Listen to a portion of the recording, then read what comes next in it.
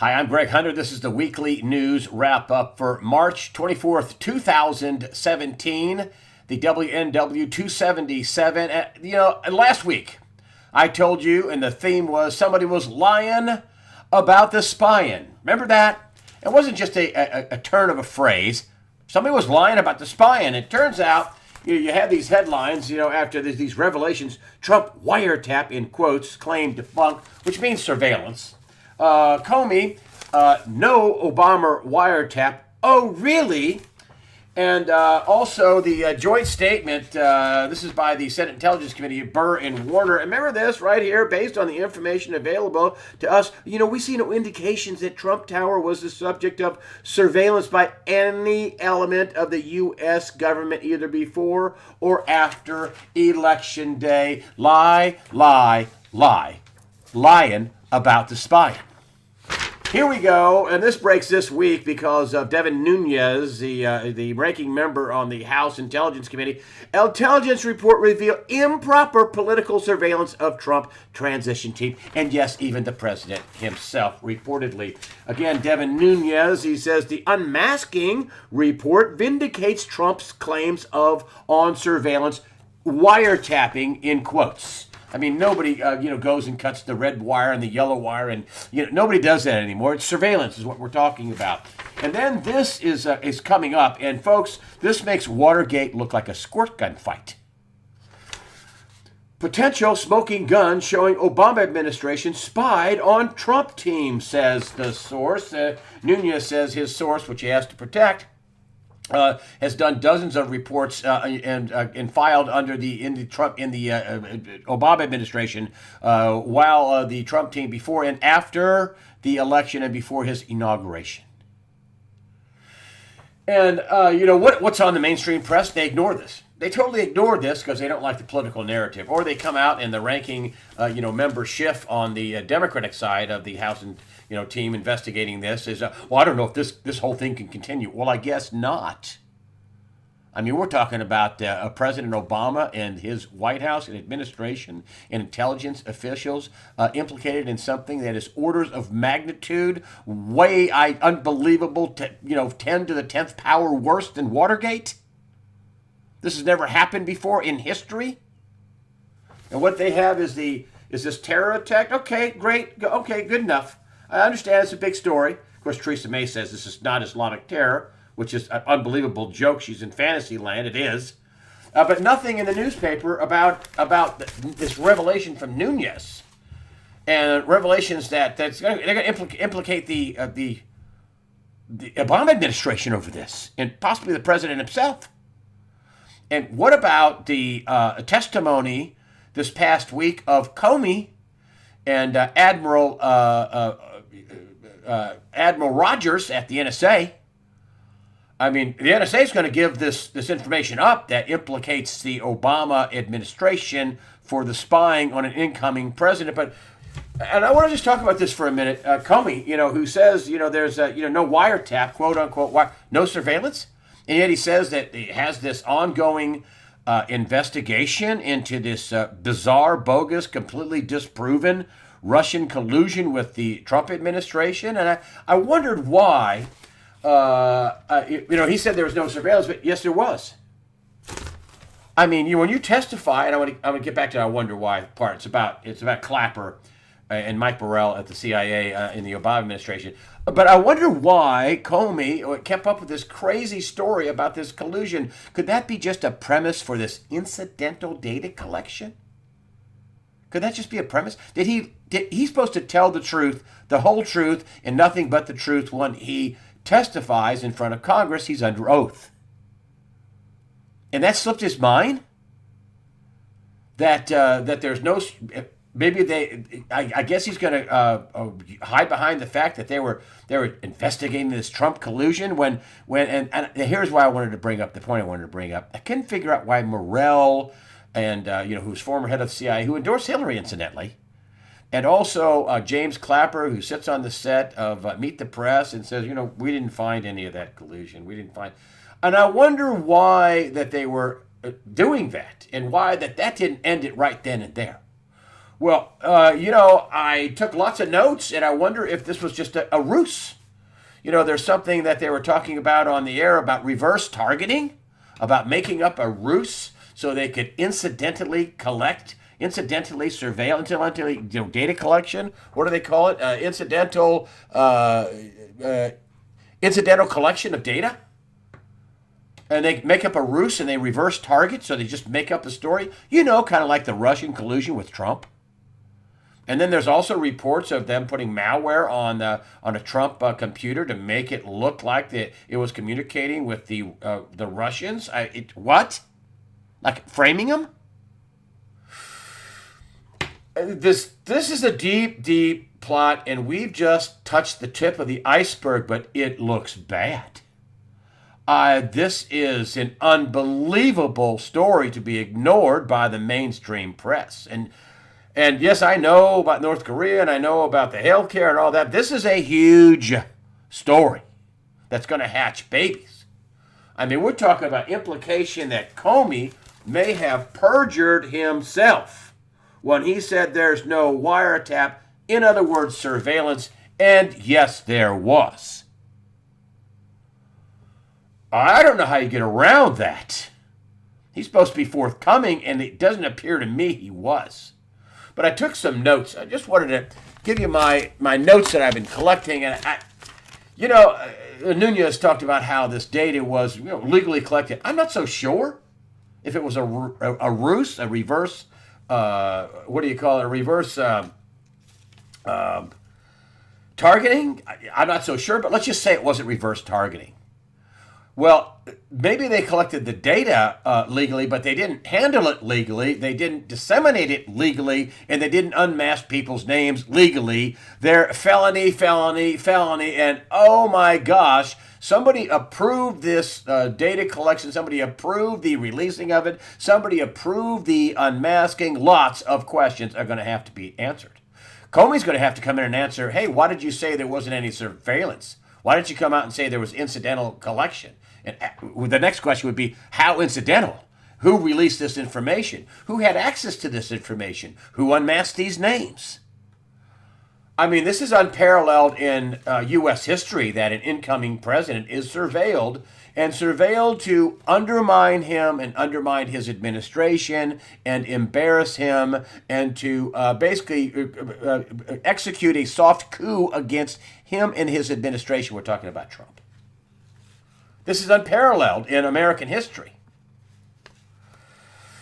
And then you have Chris Farrell, who with Judicial Watch, and he is the top investigator at Judicial Watch, and he says that this whole wiretapping is short speak of illegally collecting and illegally disseminating intelligence information. That's what this is.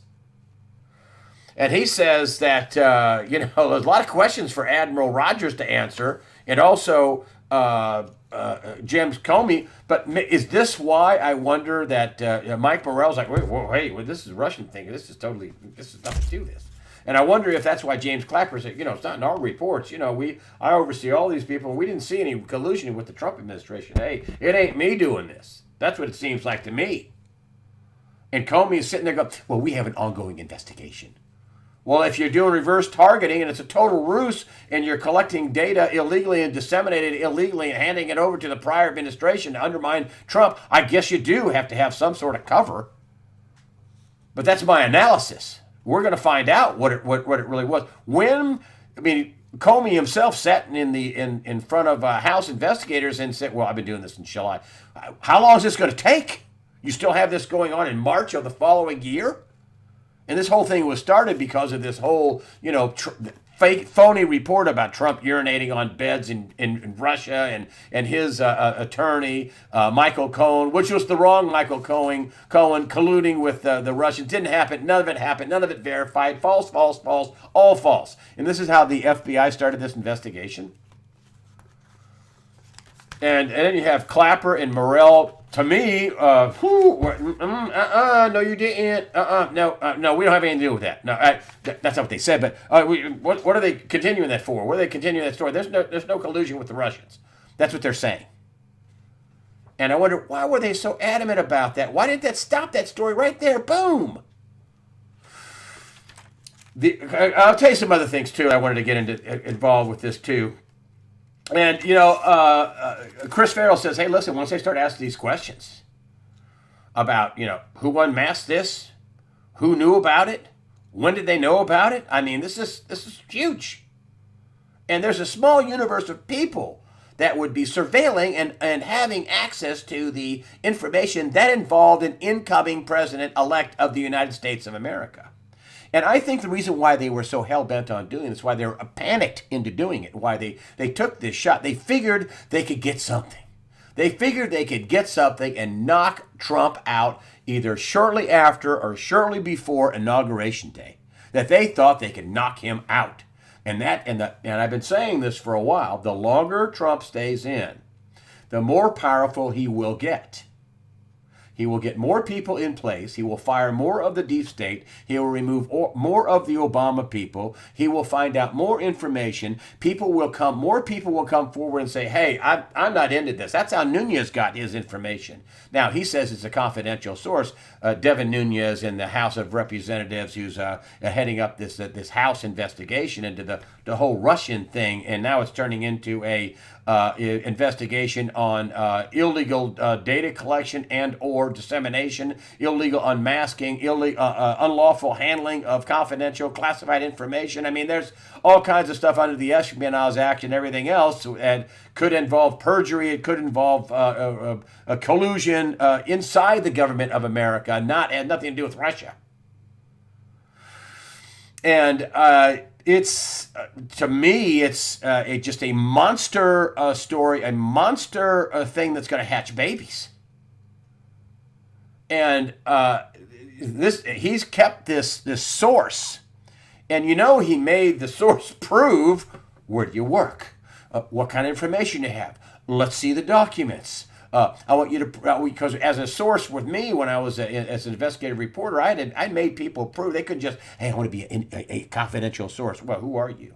Prove who you are. Tell me why you need a cover. Well, in this case, he has to have political cover, at least for a while, and make sure I can ascertain exactly who you are and why you have this information. And does the public need to know about it? And so, Nunes has got to know for a fact certain that this information is good. He wouldn't run over to the White House and then walk out and tell the president and then walk out and give a press conference if he wasn't 100% sure the information was correct. And now more information is supposedly coming that will implicate the Obama White House and maybe Obama himself. I find it hard to believe that people under President Obama will be, by the way, we're trying to embarrass and screw the incoming president, and you didn't know about it, but we were doing that on our own. I find that hard to believe.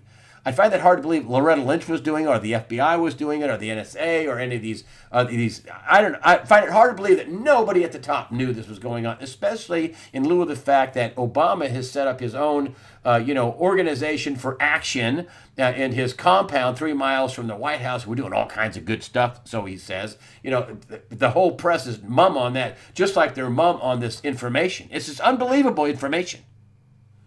It's really unbelievable. One of the other things I wanted to bring up in my notes about all this is that source said they filled out dozens of reports while working in the Obama administration on President Trump and his team.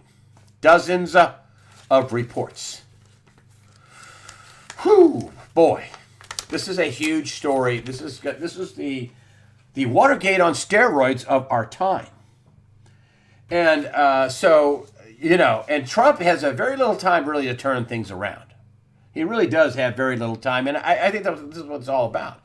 try to, to lock him up, trying to hold him up, trying to stop him from doing what he's doing. That's why he was actually from day one, boom, getting stuff done, trying to get cost cut on Boeing, trying to get car manufacturers to build cars here, trying to get people to bring jobs back here, working day and night. I mean, this guy, tweets at 3 or 4 o'clock in the morning. Some people say, wow, he's crazy. And, my wife looks at me and goes, does he not ever sleep? I mean, he's working his tail off for what, $1 a year? I don't think he took his $400,000 a year salary. I mean, he doesn't need a $400,000 a year job. I know that sounds weird to me. I mean, wow, that's good money. But to most of you out there, that's good money. But to him, it's that couch cushion money. He's worth $11 billion. He doesn't care. I want to move on to the so this is, he doesn't really want to have to deal with this, but he's going to have to deal with this. And what he really wants to do is get the economy going. And this is why Donald Trump, and this just came out, issues an ultimatum to the House Republicans, a vote on Friday on Obamacare stays. That's what his ultimatum is. And if you look down here and listen, Paul Ryan is saying, yeah, okay, we'll bring it to a vote. Now, listen, I think that's just a way for Ryan to say, well, you forced a vote, and if it doesn't go down, President Trump has written a letter to the House, conservative caucus, and say, hey, listen, we're going to get this in phase 2 and phase 3, and we're going to knock out all this other stuff, but just vote for this now. And that's what the fight is all about. The fight is about the free stuff. I mean, mandating the 10 essential needs you need, 10 essential things you need to have in a healthcare policy. The 10 they're essential only because it's essential that other people pay for them. That's why rates are going sky high, because they put all this stuff in there that has to be in there. Some 60-year-old guy doesn't need prenatal care. He and his wife in the 60s, they don't need to have, they're not worried about having a kid, an accidental kid, or having some deal like that. And then there's the whole issue of illegal aliens. I mean, that was supposedly a check of immigration status, and that got thrown out. Well, I guess, 10, 11, 12 million people, and the insurance companies would make less money off taxpayers having to pay for all the free stuff. That's what the fight's over. But, well, we need this. Well, somebody else needs to pay for it. That's the problem. That's why people are so incensed. Nothing's too good for the people that get it for free. But I wanted to finish this, and this is really important for Donald Trump, and I'm going to explain this to you about he is in a time crunch. He has so much time to turn the economy around, and he knows this. He knows it. And this is Mulvaney, who was actually in the House of Representatives in the Freedom Caucus. He said the White House Budget Director, Mick Mulvaney, says, this is according to Reuters, if the bill fails, Trump is prepared to move on and leave Obamacare in place. This is what the Budget Director, this is Mick Mulvaney, that's what he says. If the bill fails, Trump is prepared to move on and leave Obamacare in place. He'll take care of it another time. Why is he thinking that way? What did Catherine Austin Fitts say? He's got a short window of time to kind of, turn the economy around. I've got John Williams on, economist at shadowstats.com. He says the same thing, that, there's hope. The trajectory, if Hillary would have gotten in, would have been right into the dirt. And with Donald Trump, he might be able to blow the budget up some, turn the economy around, bring jobs back, get the long-term solvency issues of America straightened out, at least enough for the world to say, wow, they're turning things around. We'll keep buying their Treasury debt, right? John Williams says he won't default on the Treasury debt. Okay, that's something I thought maybe they would. Well, if they print tons of money, they will, in effect, be defaulting on it. But Trump knows this. He's got very little time to get tax reform, to bring back jobs, to ramp the economy up. And John Williams says, listen, if he gets tax reform and regulations cut and jobs moving back this way, you won't really feel an effect until 2018. And that's when the next election is, 2018. That's also the holdup with the health care thing, is that there's moderate Republicans that like the free stuff. The free stuff that somebody else has to pay for, which has enraged all the country. I mean, my health care plan, Blue Cross Blue Shield, I'm not a non-smoker. I don't do danger. I'm not a skydiver. I don't water ski. My wife and I are reasonably healthy. Our premium, we have a pretty big deductible, and we don't have a Cadillac plan, but our health premiums, we stay with Blue Cross and Blue Shield. We're around $500 when we started in 2010, and here in 2017 they're $1,200, 140% increase. And the way the CBO scored the first budget, there was another 10 to 15, 20% increase in premiums, which is what the Freedom Caucus is worried about that they're not worried about phase 2 and phase 3. I mean, they scored this thing saying, here's what's going to happen. And, that's what people are worried about, going back and saying, yeah, well, we didn't repeal it, and your health insurance is going to go up another 15%. So I don't know how they're going to resolve this, but if it doesn't, Trump's going to go, okay, boom, I got to move on. I'm going to leave it in. It's just going to be there. We'll work the budget around that because he wants to get a tax cut in. He wants to get regulation cut. He wants to move jobs back to America. He wants to move money back to America. He's got a lot of stuff to do. He's got a big agenda going. And if he has to cut and run on the Obamacare and come back to it after 2018 or in 2018 or in 2019, whatever, that's what he's going to do because he's doesn't have a lot of time. The conversation I had with John Williams is pretty amazing. There are a lot of similarities between what happened in the Great Depression in terms of factory production and what's going on now. You'll want to watch this. It's a pretty good interview, and I think it reveals a lot of listen. If John Williams sees this, people, and John Williams said this, if I see this, people in his administration, people that he has working for him, and Donald Trump went to Wharton Business School. He understands business. And he says that's what's going on. That's why he is concerned about go, go, go, go, go. He doesn't have a lot of time to turn things around. He doesn't. And here's another signpost, on the road to perdition. This used to be the biggest retailer in America. And Sears, which merged with Kmart, they're talking about they're going to file for bankruptcy. They could be filing in a year. And that goes along with all the other retail pandemonium that's been going on. The retail sector has been getting decimated. Macy's is closing stores. Penny's is closing stores. Or commercial property is tanking. The one report said 1/3 of all malls are going to close down. Con Ed is not good things for the economy. Ford Motor Company gave really poor forward guidance. They think used car sales, used car prices are going to be going down, down, down. As the economy goes down, and as the loans for cars, new cars, and other cars all going down, all the trajectory for the issuance of new loans going down. That's all bad for the economy. Trump sees this. He has people that study this day in, day out, that are reporting to him. He's not stupid. And incidentally, this is according to John Williams. He told me this one time at shadowstats.com, and he says, even if I don't provide the service, he says, there's nobody out there that invests money, big money, using government numbers. Everybody wants real numbers. That's what shadowstats.com provides. What's the real unemployment rate? What's the real rate of inflation? What's the real gross domestic product? And something else that happened, the Atlanta Fed just downgraded the GDP down to below 1%. That's not accelerating the economy, folks. It's just not. And so what Trump has to do is get the economy going. I talk all about it with John Williams on the early Sunday release. Neil Gorsuch, they didn't lay a glove on him. He was as smooth as could be, and I think he was smooth just because he really didn't have anything to hide. He just told the truth. He's going for the Supreme Court. Charles Schumer, who's a minority leader in the Senate, is we're going to filibuster that. Well, he's saying that because he's telling all of his other senators that don't vote for him. And there's a lot of senators, Democratic senators, that are in states that went to Donald Trump that are going to have a hard time voting against the guy like this, who's visually pleasing, very likable. He comes off very honest. Nobody is going to like a no vote on him.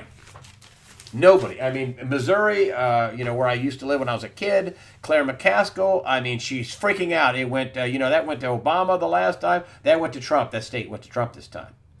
And so, there's a lot of other states like that where the senator that's up for re-election. And by the way, the Democrats have way more people up for re-election this time. Last time, the last election, 2016, the Republicans had a lot of people up for re-election. You'd heard about, the Democrats may take back over the Senate. No, they didn't. And so now they're going to have a real hard time.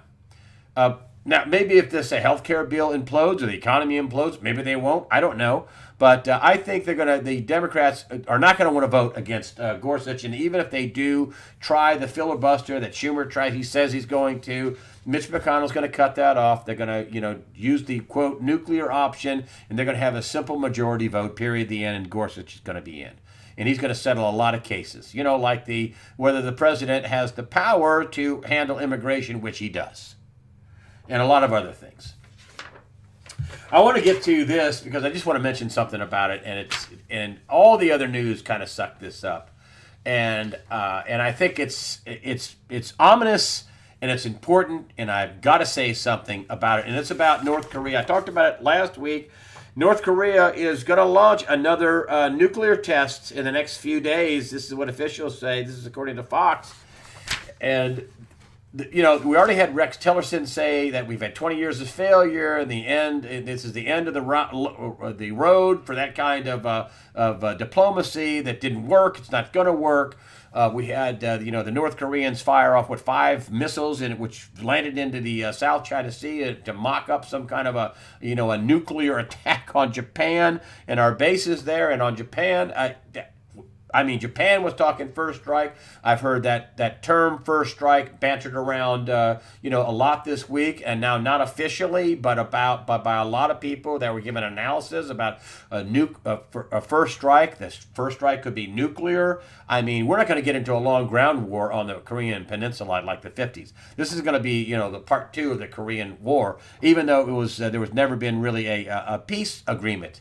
There's just been one long ceasefire, a demilitarized zone and a ceasefire between North and South Korea.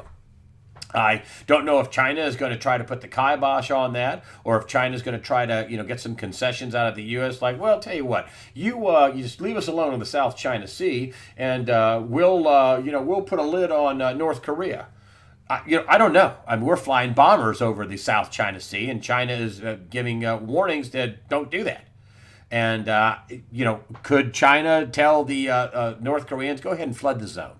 They got a 1 million-man army. Go ahead and fly over the border. You could probably knock them out before they could start nuking us. I don't know. I don't know. This is a serious thing when detente ends and the Secretary of State, Rex Tillerson, says all options are on the table. I didn't hear Trump refute him. So this is a big deal, and then North Korea doesn't seem like it wants to get in line or be compliant or anything else. They're working on rocket engines that can hit the western United States. They certainly can hit Hawaii and Japan and South Korea. And we know they have nuclear weapons. So I don't know. That's a problem. And listen, if a nuke goes off anywhere in the Korean Peninsula, or if they do some kind of attack on Japan, or if they sink a U.S. ship, the markets are going to crash. Boom, right then and there, because they are weak, folks. When you're propping up markets with fraud, and you're propping up markets with money printing and covert bond buying and overt bond buying and the stuff they've been doing to keep this propped up, which is unbelievable. And I just want to harken back to the former Dallas Fed president, Richard Fisher, who at the beginning of 2016 said, we injected the system with heroin and cocaine. So if anybody thinks this is some kind of a natural, organic, market that is some real market, you're dreaming. You're crazy time. You're just playing the manipulation and the intervention. And the intervention is apparently financial cocaine and heroin, according to one former Fed president. So that's why you got to get ready and stay ready. And I wanted to bring up one last thing about, because I analyzed the news, and this is something that Bill O'Reilly brought up. And boy, I just want to read you the, Bill O'Reilly, the headline. I think I got this off Breitbart. I'm sorry I didn't put that on there. Media's treatment of Maryland high school rape. This is a 14-year-old girl and 2 men who are trying to learn English in high school, 18 years old, illegal aliens, raped a 14-year-old girl. This is beyond anything I've ever seen. And he goes on to say, listen, ABC, NBC, CBS did not cover it on their nightly news broadcast. Well, they don't like the narrative. They don't like the narrative. And the reason why they don't like the narrative is because it doesn't fit their political views. And therefore, when things don't fit their political views, like illegal aliens raping a 14-year-old girl, I don't know how any liberal would look at that and go, oh my goodness, those people ought to be gone. Every criminal alien out of here. What? Sanctuary? Whose sanctuary? Sanctuary cities, sanctuary states, not this 14-year-old girl that was raped. What about her sanctuary? Unbelievable. And if you look at the definition of propaganda, this is propaganda, information, especially of a biased or misleading nature, and this is a lie by omission, used to promote or publicize a particular political cause or point of view. You know, like illegal immigration is a good thing, and they're just undocumented. It doesn't cost us any. They're just hardworking people who are undocumented. It's just they didn't write it down somewhere. I mean, come on. This is the whole reason why that I've been a guest on Hagmann and Hagmann, and I brought up this again, and I bring this up everywhere I can, and it's that, you know, Hillary Clinton used private servers. James Comey, listen up. Hillary Clinton used private servers to cover the fact she was taking treasonous bribes to her global charity fraud, the Clinton Global Initiative, which is now being shut down. And even if you don't get her on the servers or the treason, what is she doing with the global charity fraud that she's shutting down? You can't just shut it down and say, hey, thanks, y'all. Thanks for the billions. I'm not going to account for anything. No investigation into that. There's nobody at ABC, NBC, CBS that thinks that's a story. That's a huge story. That's shutting down. Zip, not a word. And I think it's relevant because of the fact that they're talking about Chelsea Clinton running for House or Senate. They're talking about Hillary Clinton running again for president or mayor of New York. And not a word about a global charity fraud they just quietly are shutting down. Unbelievable. The propaganda news networks. And I would put ABC, NBC, and CBS in that category, along with the very fake CNN, very fake news CNN. That's the way I see it. I'm Greg Hunter. Thank you for joining me here on USAWatchdog.com. Thanks for supporting the site with your donations. That helps us. And your comments, one of the favorite things on the site. A lot of smart people on the site. Remember, fear not. Prepare yourself mentally, physically, above all, spiritually. Fear not. God the Father is firmly in control.